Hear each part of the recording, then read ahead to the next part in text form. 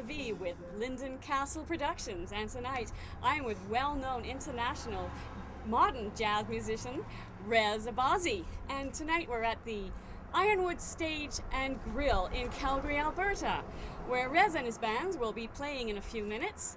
And so we'll introduce you to Rez Abbasi, who is, I'm still in awe actually, thank you. meeting you.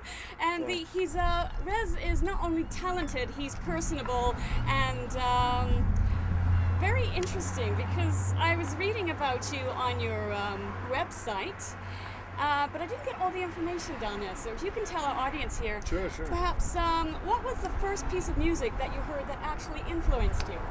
Wow. I hate to be so cliche, but Smoke on the Water, that was, I grew up in America, and, Yes. that seems like all the teachers, that's the tune that all the teachers kind of put forth, and it sounded great, and that was actually the first tune I learned, Really? as I recall. Then I went to Led Zeppelin pretty quick after that. Led A Zeppelin. little bit more intricate, and from there, just it's endless now. Those musical pieces, they do have an influence on them of jazz, actually, don't they? You mean those rock tunes? The rock tunes, yeah. They have their basis in there. I don't know if there's too much jazz in those kind of tunes. That would be a stretch, I would say. Be a bit of a stretch? Yeah. You might hear it, and I don't want to take that away from you. Okay. But I don't necessarily hear it. I feel like jazz is very different than that kind of music. It is. Okay. I can maybe that some of that stuff is progressive rock, and in progressive rock, they call it prog rock. There are jazz elements, but I don't know about those two bands that I mentioned. Very little. Oh, okay. Yeah. Maybe you can tell us, is Bazaar, which was released in 2006 on the Zoho music label, more sort of fusion-like, with its footing in classical indie music and traditional jazz music, more so than its predecessor Snake Charmer, which was released in 2005. Yeah. No, those two records are in nature they're similar. They're very different in another way, because as a composer I've evolved. Right. Even 1 year goes by and you're listening to all kinds of other material, and then you want to incorporate or kind of distill other things in there or out of there, whatever. And so they're very different, but they're also similar in concept because the band is the same. It's based on an organ trio with organ, guitar, which is myself, drums, and then Kieran Olawale, she sings on some of the tunes. And there's always like a guest saxophone player in there or whatnot. So in that sense, there's similar. But I probably wouldn't call it a fusion. Fusion has been, the term fusion has been thrown around quite a bit. I don't know. I kind of define my music more as like a global conscious music. I know it's a very philosophical thing to get into right now, but just fusion, it connotates a lot of rock and roll and 70s material, which my stuff is not really that based on. So, aside from the connotations, I guess you can say there are elements melding together, but it's all sound. Whereas the idea of fusion seems like it's like one thing and then you take another thing and you put it together. I don't like that idea as much as I like sort of an organic hodgepodge of different elements to come into one. Usually in my music you don't hear, a sudden Indian thing and then a sudden, I'm trying to evade those lines. Right. When you say that it's sort of organic based like that, but you say that was incorporated perhaps in the creative process in producing that album, Bazaar, do you think? Yeah, definitely. I'm all my records, actually I have 5 records, and all of them I like to consider them coming from an organic progression.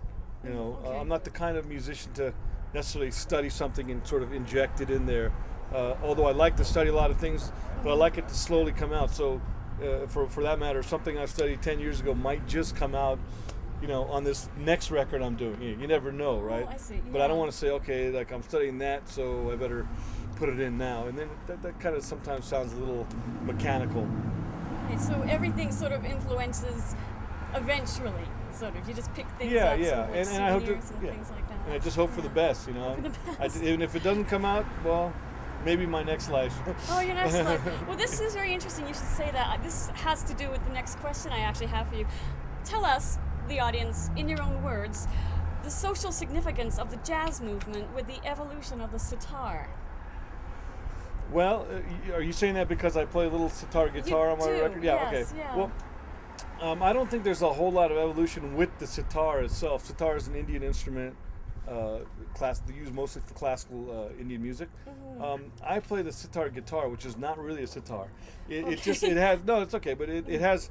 It's called a sitar guitar because it has a sort of a bridge that sits under the strings, and it creates sort of a buzz-like effect like the sitar. But I use it more in a jazz sense, or more of in the jazz context, which is my music. Right. Okay. That's Um, interesting, actually, because a lot of people wouldn't know actually about that, the difference between a guitar and a sitar, in the fact of the physical element you just actually described. Yeah, I mean, this is more of a hybrid instrument. It's really a guitar, actually. It's more Yeah, of a I mean, it's guitar-like. not tuned differently, nothing, magical in that sense, but it has this hybrid feel to it, and you'll hear it tonight, and you can hear it on the records as well. It is its own instrument, and I like to consider it that. When I'm playing the sitar guitar, I don't suddenly start playing Indian music. No. I play who I am, which is basically a guy who was born in Pakistan and left at 4 years old, and grew up in Los Angeles, moved to New York 18 years ago.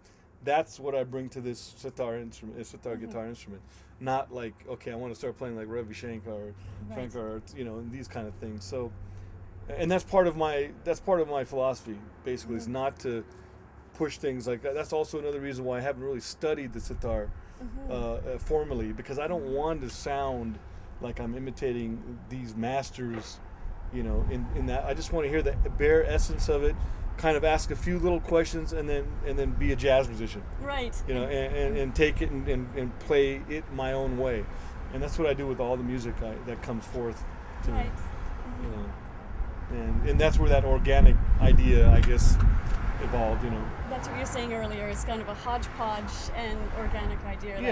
Exactly. It's Right. not a cut and paste. In other words. Right. Okay. Yeah. What would you your last question here? Yeah, no problem. What I hope do you're you not too cold. No, it's beautiful spring. out It's here, the first day of spring in Calgary. This Yeah, is normal. Good Friday. Man. What do you want your audience to take away with you from this musical experience? Basically a musical experience. A musical experience. Yeah, I mean, I want them to take away, I'm hoping that they will take away, ideally, something that they've never really heard before, they never really knew existed out there. That's what I've been getting at some of these concerts. When we perform afterwards, I get people basically saying, that's so great, I've never heard something like that. Right. I've only heard either straight ahead jazz, or I've only heard like Indo fusion, like the cut and paste. Fusion. Yeah, or fusion, Yeah. whatever. But that sounded something different. I don't know what was it, and I don't know what to say to them. I just say thanks for coming. Buy a record. No. Yeah. That's very good. Or not buy a record. Just go home and be approach it as if you just had a new experience, Right. as if it's maybe the first or second time you heard a pop tune that you like, or something like that. Just in that, it shouldn't be something so different in Right. terms of experience. It should be just another experience, and hopefully an somewhat original one. Okay, that sounds very good. Yeah. Thank you, Rez. Yeah, well, Thank thank you very much. Just so that everybody know that they can click onto, if I get this right, reztone.com. That's reztone.com for tour dates, release dates, and more information pertaining to Rez Abbasi.